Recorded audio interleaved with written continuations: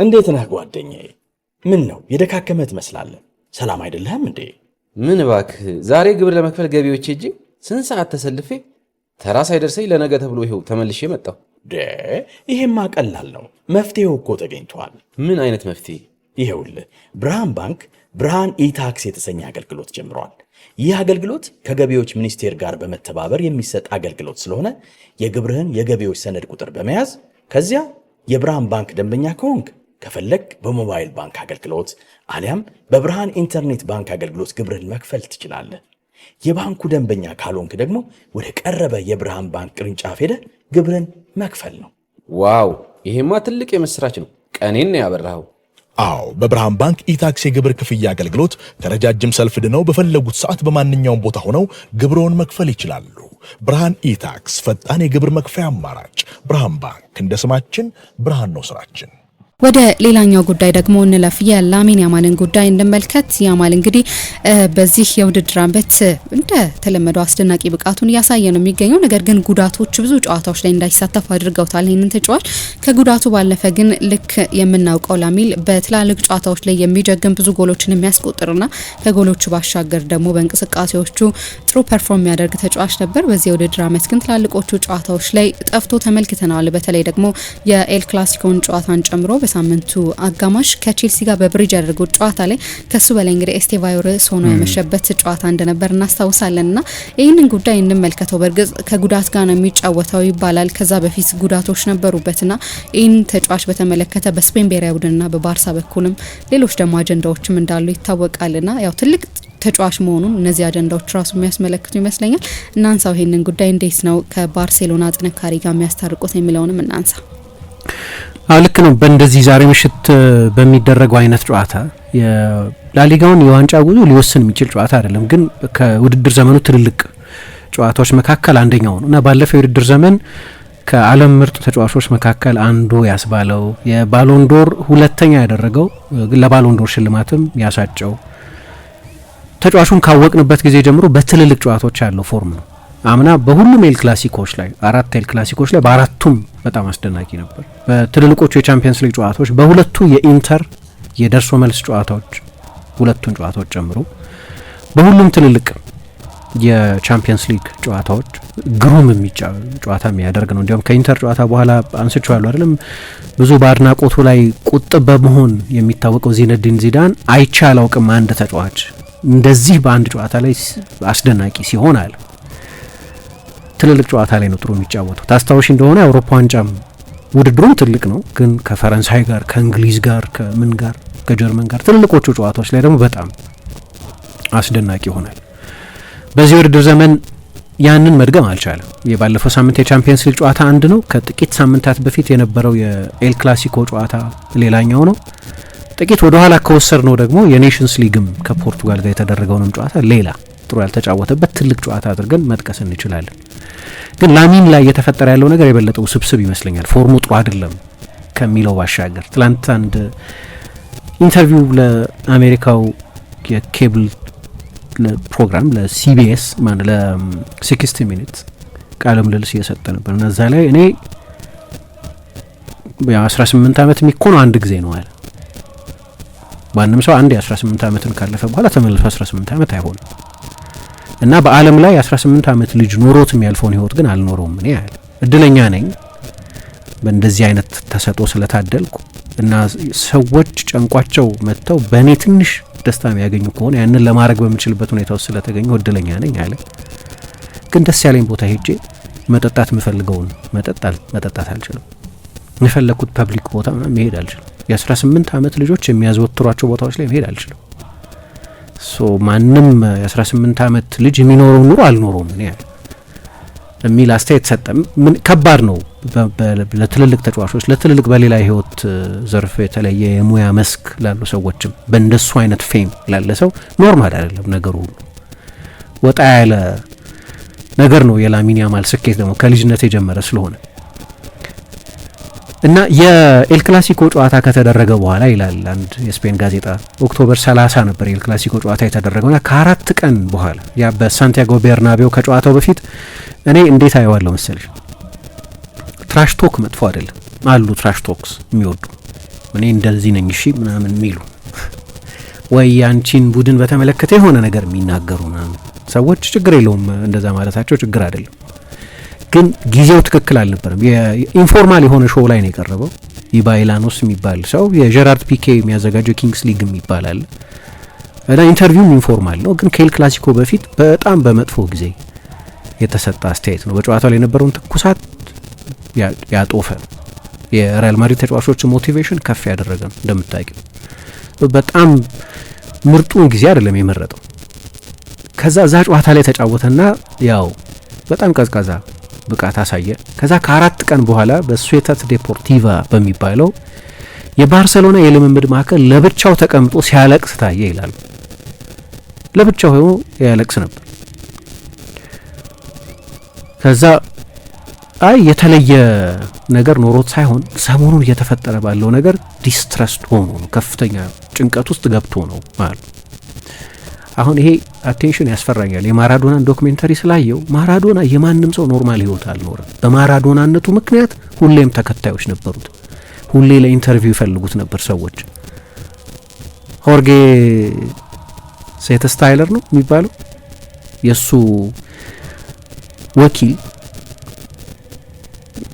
ይሄ ወኪሉ ታሪኩ በጣም ይገርመኝ ነው።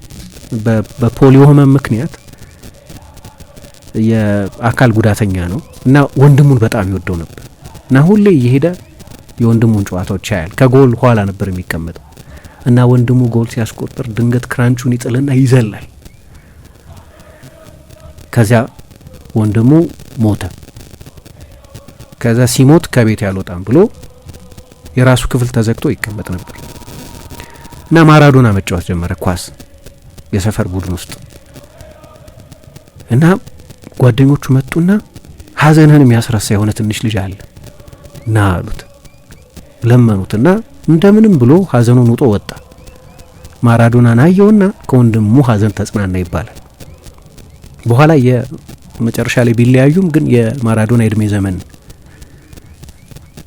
ጓደኛው ሆነ፣ ወኪሉም ሆነ እና ማራዶና የትም በሄደ ቁጥር ይከተሏል። 2 ካሜራማኖች አስይዞ ማራዶና ብቻውን ሆኖ አያውቅም። ወደ ናፖሊ ሄደ፣ ካሞራ ይፈልገው ነበር፣ ያ የማፊያ ቡድን ይፈልገው ነበር። ለብቻው ተትቶ አያውቅም። ከዛ አንዳንዶቹ ዶክሜንታሪዎችን ያተሻቸው እንደሆነ በተለይ ከመሞቱ በፊት የወጡ 2 በጣም ፋሲኔቲንግ ዶክሜንታሪዎች አሉ።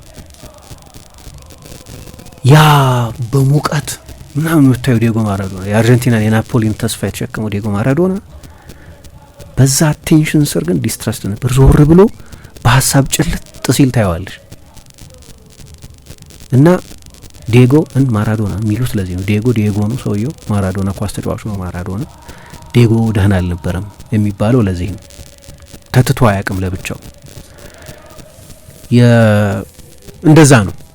በዛ ደረጃ ያሉ ተጫዋቾች እንደዚህ በምናየው ሌቭል የሚጫወቱ ተጫዋቾች አንዳንድ ጊዜ ከጀርባ ያላቸውን ሁኔታ አናውቅም። ከዛ የሆነ ሰው ከባርሰሎና ምንጭ ሰማው ብሎ ሲናገር ታነቢያለሽ። ለብቻው ቁጭ ብሎ ኩርምት ብሎ ሲያለቅስ ነበር ይላሉ። ዲስትረስድ ሆነ እና ላሚን ያማልን መሆን ቀላል አይመስለኝም።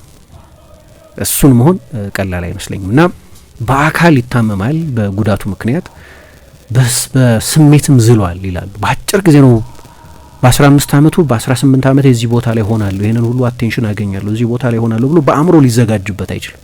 ዳይጀስት ለማድረግ በጣም አስቸጋሪ ነው እና ከባድ ነው ፕሮሰስ ለማድረግ፣ በጣም ከባድ ነው ፕሮሰስ ለማድረግ እና ከዚያ ለቅሶ በኋላ 6 ጨዋታ አድርጓል እና ስታቲስቲካሊ ካየሽ እየተመለሰ 8 ጎሎች ላይ በቀጥታ ተሳትፏል።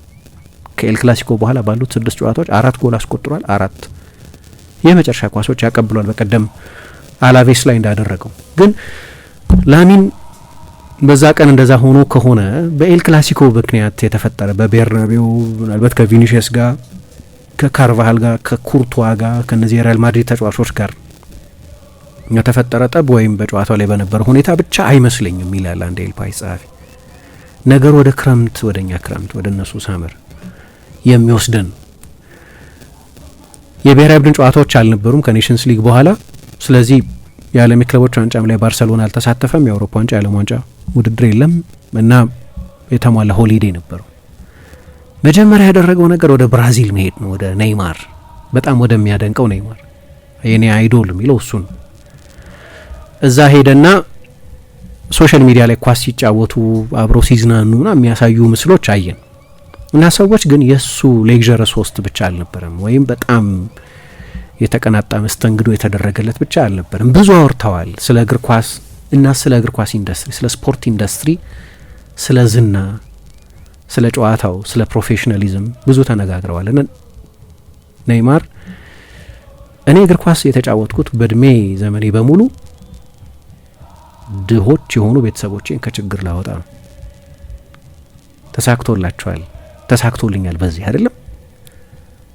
አዎ ተሳክቶልኛል። አንተም ከሮካፎ እንዳወጣሁን ከቤተሰቦችን ችግር ቀርፈሃል ማለት ነው። እኔ እግር ኳስን የተጫወትኩት ለዛ ነው አለው አሉ እና የሆነ ትልቅ የህይወት ሌሰን አድርጎ ወሰደው። ይሄን እግር ኳስ የሆነ የስሜት ጉዳይ ብቻ እንዳልሆነ የብዙ ሰዎችን ህይወት የሚቀርፍ እንደሆነ እንዲገባው አደረገውና ቢዝነስ ላይ በጣም አለርቱን፣ ገንዘብ መስራት ላይ በጣም አለርቱን አለው። ኔይማር በጣም ትልቅ የማርኬቲንግ ማቴሪያል የተሳካለት እና እዛ ያንን ትምህርት ወሰደና ወደ ኢቢዛ ግን ሄደ። ትልቁ አጀንዳ የተጀመረው እዛ ጋር ነው። 18ኛ ዓመት ልደቱን ያከብር ነበር። በጣም አሪፍ ሲዝን ያሳለፍኩት ልደቴን አድምቄ ነው ማከብረዋልና ግን ከማድመቅ አለፈ ነገሩ። ብዙ መነጋገሪያ ሆነ እንደምታስታውሹ። በተለይ ደግሞ አኮንድሮፕላዚያ ያለባቸው የሚባሉ ሰዎችን ቀጠረ እና ያ የስፔን መንግስት ውስጥ የስፔን ብዙሃን መገናኛዎች የሶሻል ሚዲያ ተጠቃሚዎች ጥርስ ውስጥ አስገባው። ከዚህ በፊት በቅርብ ጊዜ በኦንላይን የሚፈጸሙ ጥቃቶችን በተመለከተ አንድ ጥናት ወጥቶ ነበር። እንዲያውም አንድ ጊዜ ማቅረብ አለብኝ ይህንን በጣም ሴንሲቲቭ ሰብጀክት ነው ብዬ አስቤ ነበር። የላሚን ያማልን ያህል በሶሻል ሚዲያ በላሊጋ ከሚጫወቱ ተጫዋቾች መካከል የዘረኝነት ስድብ የሚደርስበት የለም። በፊት ቪኒ ነበር በዚህ አንደኛ ነበር። የሆነ ነገር የምትተላለፊ ከሆነና ጥቁር ከሆንሽ ደግሞ የበለጠ አደገኛ ይሆናል እና ቫይል ነው ሶሻል ሚዲያ ላይ ይደርስበት የነበረው ነገር። ግን እዛ ፓርቲ ላይ የህይወት አቅጣጫውን የቀየረ ነገር ሆነ ይላሉ። ኒኮል ከምትባል እንስት ጋር ተግባባ። የታወቀች አርጀንቲናዊት የፖፕ ሙዚቀኛ ነች እና እንደምናውቀው አይነት ግንኙነት የፍቅር ግንኙነት ነበረው ከሷ ጋር። የባርሴሎና ሰዎች በዚህ ደስተኛ አልነበሩም። ልክ ቪክቶሪያ አዳምስ የዴቪድ ቤካም ፍቅረኛ ስትሆን አሌክስ ፈርጉሰን ደስተኛ እንዳልነበሩት ማለት ነው። አይኑን ከሜዳው ላይ እንዲያነሳ ታደርገዋለች። የሴሌብሪቲ ላይፍ ስታይል እንዲመርጥ ታደርገዋለች ብለው አምነው ስለነበር ሊያለያዩት ሞክረው ነበር። አሌክስ ፈርጉሰን ብዙ ጊዜ ለተጫዋቾቻቸው እንዳሰልጣኝ ብቻ አልነበሩም። ቤካም ግን ያው በጣም ይወዳት ነበር እና ደግሞ የሚቆጭበት አይመስለኝም። ብዙ ሰው የሚወደው የሚቀናበት ምሳሌ የሚያደርገው ህይወት ያላቸው ናቸው። ግን በባርሴሎና መልበሻ ክፍልም ውስጥ ሌላ ፌመስ ዘፋኝ ነች እንግዲህ ልክ እንደ ቪክቶሪያ አዳምስ አሁን ቪክቶሪያ ቤካም የስፓይስ ገርልስ የሙዚቃ ቡድን አባል የነበረች ነች ፖሽ እና ኒኮል ደግሞ በቪክቶሪያ አዳምስ ደረጃ ግን በጣም ብዙ ሚሊዮን ተከታይ ያላት በጣም ትልቅ ሙዚቀኛ ነች። እንደዚህ አይነት ሁለት ሰዎች አንድ ላይ ሲሆኑ ቤካምና ቪክቶሪያ ስውር የፍቅር ግንኙነት ሊኖራቸው እንደማይችል ማለት ሁለት የአደባባይ ሰዎች ናቸው እነዚህ።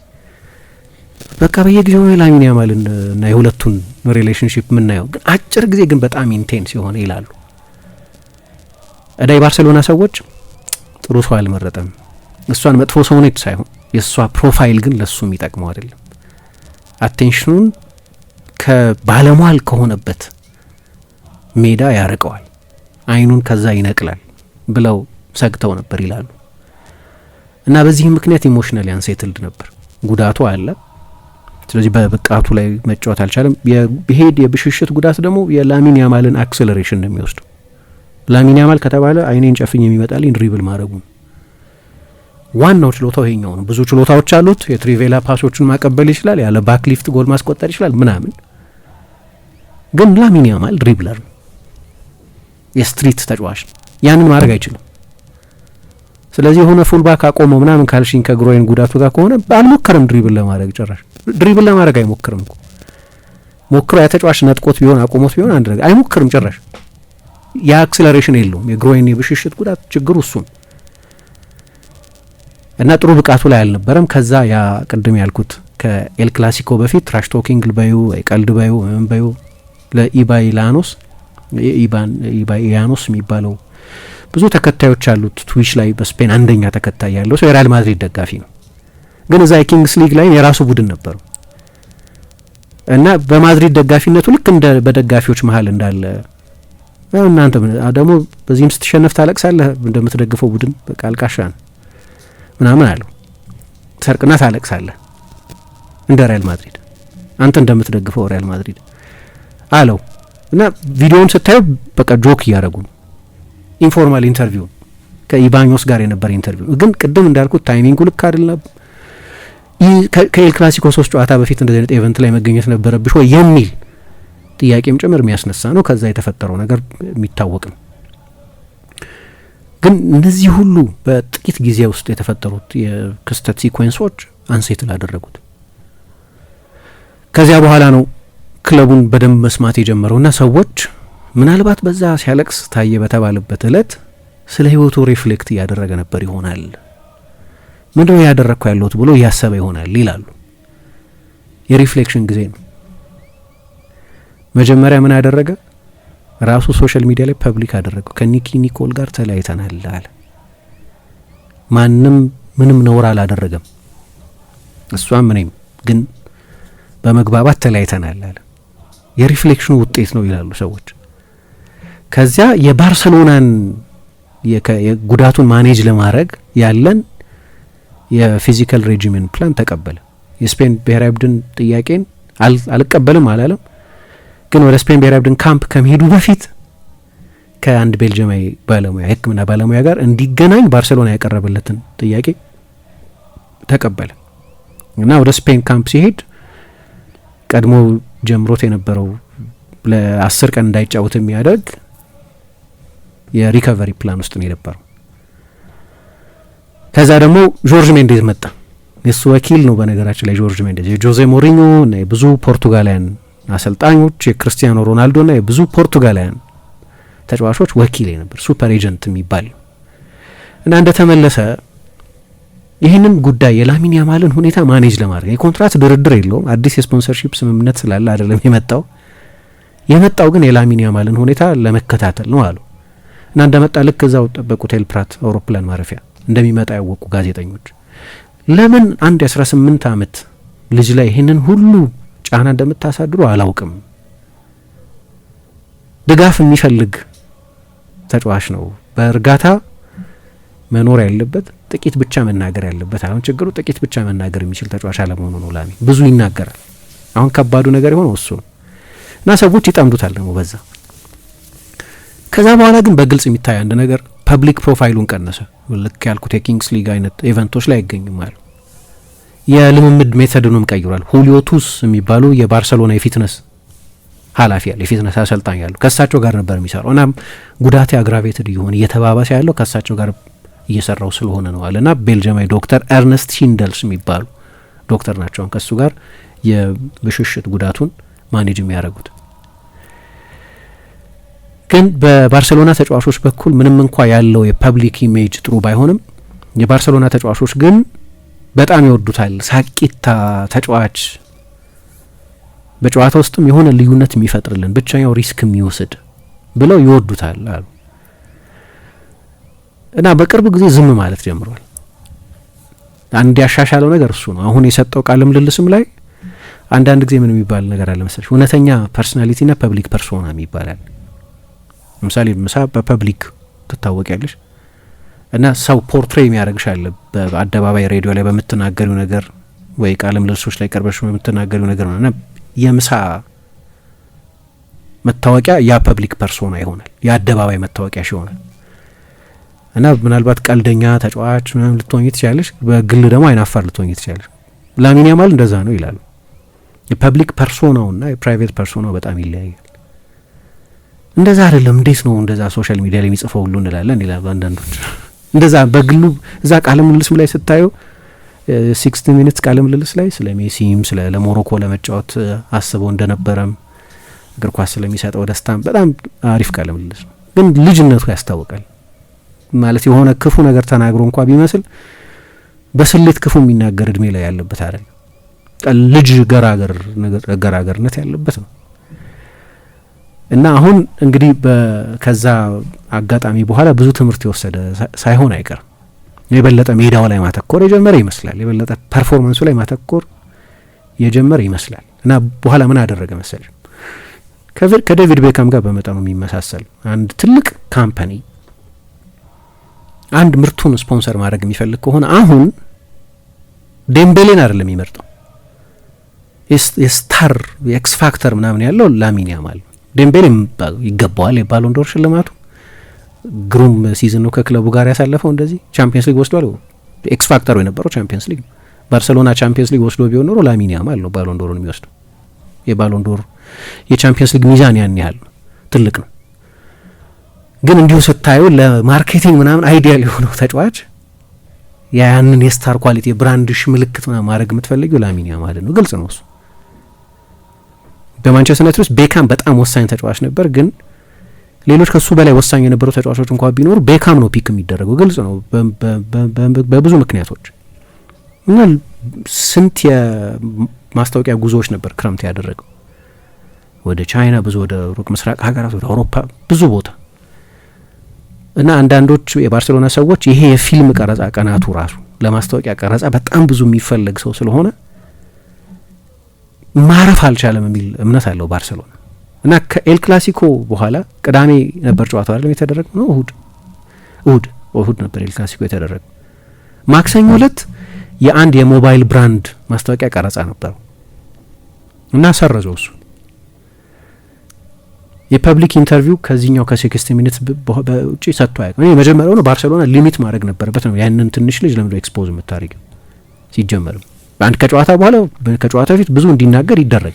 አንዳንድ ብሮድካስተሮች ዲማንድ ያደርጋሉ፣ ግን ባርሴሎና መቆጠብ ይችላል ይሄንን። እና ራሱ ባርሳም ከፐብሊክ ኢንተርቪዎች ተጫዋቹን መቆጠብ ጀምሯል። ሶሻል ሚዲያ እንዲቀንስ መቆጠብ ጀምሯል። ብዙ ኢንተርፊር ማድረግ የሚችሉ አይመስለኝም የሶሻል ኢንስታግራሙ በተመለከተ። ግን ጆርጅ ሜንዴዝና ላፖርታ እሱን ብቻ በተመለከተ ውይይት ነበራቸው በቅርብ ቀናት። ያው ሁሌ ተስፋ የነበረው ነው። አንድ ሪቻርድ ፊትስፓትሪክ የሚባል እኔ በጣም ማደንቀው ሲጽፍ በስንት ጊዜ ነው የሚጽፈው፣ ግን አንጀታርስ አርቲክል ነው የሚጽፈው። በፊት ብሊቸር ለሚባል የአሜሪካ ሚዲያ ይጽፍ ነበር። አሁን በጣም ስፖራዲክ ነው፣ አልፎ አልፎ ነው የሚጽፈው። እና አንድ በፓሪስ የነበረች ጓደኛ ቪቪየን ቫልት የምትባል ለታይም ሜጋዚን ስለ ባርሰሎና ታሪክ በ2018 ልትጽፍ ሄደች ይላል። ስለ ባርሳ ታሪክ፣ ስለ ክለቡ እና ሪሰርች ታደርግ ነበር። ከሪሰርቿ መካከል አንደኛው ሜሲ 30 ዓመቱ ነበር 2018 ላይ። እና ድህረ ሜሲ የባርሳ ኮከብ የሚሆነው ቀጣዩ የላማሲያ ልዑል ማን ነው ብላ ጠየቀች። እዛ ላለ የባርሳ ወጣት ቡድን አሰልጣኝ፣ ለአካዳሚ አሰልጣኝ ማን ነው የሜሲ አልጋ ወራሽ ተከታዩ? እና በጣት እየጠቆመ 2018 10 ዓመቱ ነው ልጁ። እና በ10 ዓመት መደምደም ያስቸግራል። ተጫዋቾች ከዛ በኋላ የሚኖራቸው ሁኔታ፣ የአእምሯቸውም እድገት፣ አካላዊ እድገታቸውም፣ የእግር ኳስ እድገታቸውም ለመተንበይ ያስቸግራል። ግን ወደ አንድ ቀጭን ጥቁር ልጅ ጠቆመና እዛ ጋር ያለውን ትንሽ ልጅ አየሽው? እሱ ነው የሜሲ አልጋ ወራሽ። ስለ ላሚን ያማል ነበር ይናገር የነበረው ትላለች። እና ባርሰሎና ይህን ልጅ በተመለከተ የሎተሪ ቲኬት አለኝ እኔ 200 ሚሊዮን አላወጣም ሜሲን ለመተካት ብሎ ያወቀው ገና ድሮ ነው። ገና 10 ዓመቱ እያለ እርግጠኞች ነበሩ እንደዛ እንደሚሆን። ለእኛ እንግዳ ሆነ እንጂ እንዴት አንድ ልጅ ለባርሰሎና በ15 ዓመቱ ይጫወታል የሚለው ነገር አስደናቂ የሆነብን እንጂ ከ14 ዓመቱ ጀምሮ ከባርሰሎና ዋና ቡድን ጋር ነው ልምምድ ይሰራ የነበረው። ከዚያ በኋላ የቀረው ሪከርድ ምን እንደሆነ አላቅም። አንድ የ17 ዓመት ልጅ ሊያሻሽለው የሚገባ ሪከርድ፣ ብዙዎቹን የላሊጋ፣ የቻምፒየንስ ሊግ፣ የኢንተርናሽናል ፉትቦል ሪከርዶች አሻሽሏል። እና ሁሌም ባርሳ ልዩ ተጫዋች እንዳላቸው ያውቅ ነበር። አምና ደግሞ ብዙ ትልልቅ ሞመንቶች ሰጠን። የአውሮፓ ዋንጫ ላይ በጣም ትልልቅ ሞመንቶች ሰጠን። ግሩም ዓመት አሳለፈ። ግን ሁሌም እሱን በተመለከተ የሚፈራው ነገር የሞመንቶች ተጫዋች እንዳይሆን ብቅ የሚል አንዳንዴ። አምና የሞመንት ተጫዋች አለ፣ የሲዝን ተጫዋች ነው የነበረው። በየ3 ቀኑ ጥሩ ይጫወት ነበር ላሚን ያማል። እኔ ሁለት ፍርሃቶች አሉኝ። አንደኛው ቅድም ያነሳሁት የላይፍ ስታይል ጉዳይ ነው። ሁለተኛ የጨዋታ መብዛት ነው። ቼልሲ ለኤስቴቫኦ የሚያደርገውን አይነት ጥንቃቄ ለባርሰሎና ለላሚን ያማል ማድረግ አለበት። እንደ እሱ አይቀበልም። አሁን እንደ ኤስቴቫኦ ቢት ፓርት ተጫዋች አንዳንድ የምትሰለፊ ሌላ ጊዜ ምንም አንድም ደቂቃ ማትጫወች እንድትሆኝ አይቀበልም። እሱን እረዳለሁ። ግን ሆሬ ቫልዳኖ ምን ይላል መሰለሽ ስለ ማራዶና ሲናገር ማራዶና ወዝ ማራዶና ሰምታይምስ ሜሲ ኢዝ ማራዶና ኤቭሪ ዴይ ይላል። በሜሲና በማራዶና መካከል ያለው ልዩነት ማራዶና ማትረሻቸው ሞመንቶች ይሰጥሻል። የቤልጂየሙን ጨዋታ ይሰጥሻል 86 ሴሚ ፋይናል፣ የእንግሊዙን ጨዋታ ይሰጥሻል ኳርተር ፋይናል እና ለጥቂት ጊዜ በናፖሊ ደግሞ በጣም አስደናቂ ነበር። ግን ያ በጣም ላይ የሆነበት ጊዜ እንደ ሜሲ ረጅም አይደለም። ለምሳሌ ሜሲ ማራዶናን ነው በየቀኑ ይላል። እንግዲህ ከማራዶና ጋር አብሮ የተጫወተ ነው። ማራዶና እኮ ያቺን ጎል ቡቸርን ምናምን ስንት ተጫዋች አተረማምሶ ያስቆጠራትን ጎል ኧረ ስጠኝ እያለ ሲለምነው ነበር። 9 ቁጥር ነበር ቫልዳኖ አሁን ይጽፋል። እና ሜሲ አይነት ኮንሲስተንሲ እንዲኖረው ግን ላይፍ ስታይሉ ልክ እንደ መነኩሴ አይነት ይለው ሞንክ ላይክ ነው ይለዋል ፊትዝፓትሪክ። በካስቴል ደፌልስ ነው የሚኖረው። ጸጥ ብሎ ነበር የሚኖረው። የእረፍት ጊዜውን ለቤተሰቦቹ ነበር የሚሰጠው። ከልጅነቱ ጀምሮ የሚያውቃት ከ5 ዓመቱ ጀምሮ የሚያውቃትን እንስት ነው ያገባው አንቶኔላ ሮኩዞን። በካስቴል ደፌልስ ነው የሚኖረው፣ ጭር ባለ ሰፈር። ሳይመን ኩፐር ያንን የባርሴሎናን መጽሐፍ ሲጽፍ ሰው ዝር ሲል አላየሁም በዚያ ሰፈር ይላል። ጭምትና ዝምተኛ ሆኖ ነው የኖረው። ይሄኛው የኒኪ ኒኮል የ7 ዓመት እድሜ የምትበልጠው የፖፕ ስታር ነው በቅርብ ጊዜ ጓደኛው የነበረችው። እና አሁን ምናልባት ወደዛ እያተኮረ ይሆን ወይ የሚል አስተያየት እንዲሰጡ ያደርጋቸዋል። ግን እየተመለሰ ከሆነ የዛሬው አይነቱ ጨዋታ ነው በደንብ የሚነግረን። አምና የነገሰው በእንደዚህ አይነት ጨዋታዎች ስለሆነ በአትሌቲኮ ማድሪድ ጨዋታ ድሪብሉ እንዳልኩት አሁንም የጎል እድሎች ይፈጥራል፣ ግን እንደ አምናው አይደለም። ሰሞኑን ስታቲስቲካሊ ጥሩ እየሆነ ቢሆን ስለ ላሚን ያማል ይሄን ያህል ካነሳን ይበቃል። ትልቅ ጨዋታ ነው ያንን ችሎታውን ለማሳየት ግን ዛሬ ምሽት ሲደረጋል ባርሴሎና ከአትሌቲኮ ማድሪድ የሚያደርጉት ትልቁ ጨዋታ። አድማጮቻችን ያለ ዛሬ ነበረን ቆይታ ደግሞ ይሄንን ይመስል ነበር። ሌሎች ፕሮግራሞች ከአራዳ ኤፍ ኤም 95.1 ወደ እናንተ ምርጫቸውን ይቀጥላሉ። መልካም ጊዜ ነላችሁ። እንዴት ነህ ጓደኛዬ? ምን ነው የደካከመ ትመስላለህ? ሰላም አይደለህም እንዴ? ምን እባክህ፣ ዛሬ ግብር ለመክፈል ገቢዎች ሄጄ ስንት ሰዓት ተሰልፌ ተራ ሳይደርሰኝ ለነገ ተብሎ ይኸው ተመልሼ መጣሁ። ይሄማ ቀላል ነው፣ መፍትሄው እኮ ተገኝቷል። ምን አይነት መፍትሄ? ይሄውልህ ብርሃን ባንክ ብርሃን ኢታክስ የተሰኘ አገልግሎት ጀምሯል። ይህ አገልግሎት ከገቢዎች ሚኒስቴር ጋር በመተባበር የሚሰጥ አገልግሎት ስለሆነ የግብርህን የገቢዎች ሰነድ ቁጥር በመያዝ ከዚያ የብርሃን ባንክ ደንበኛ ከሆንክ ከፈለግ በሞባይል ባንክ አገልግሎት አሊያም በብርሃን ኢንተርኔት ባንክ አገልግሎት ግብርህን መክፈል ትችላለህ። የባንኩ ደንበኛ ካልሆንክ ደግሞ ወደ ቀረበ የብርሃን ባንክ ቅርንጫፍ ሄደህ ግብርህን መክፈል ነው። ዋው! ይሄማ ትልቅ የምስራች ነው። ቀኔን ነው ያበራኸው። አዎ በብርሃን ባንክ ኢታክስ የግብር ክፍያ አገልግሎት ከረጃጅም ሰልፍ ድነው በፈለጉት ሰዓት በማንኛውም ቦታ ሆነው ግብርዎን መክፈል ይችላሉ። ብርሃን ኢታክስ ፈጣን የግብር መክፈያ አማራጭ። ብርሃን ባንክ እንደ ስማችን ብርሃን ነው ስራችን።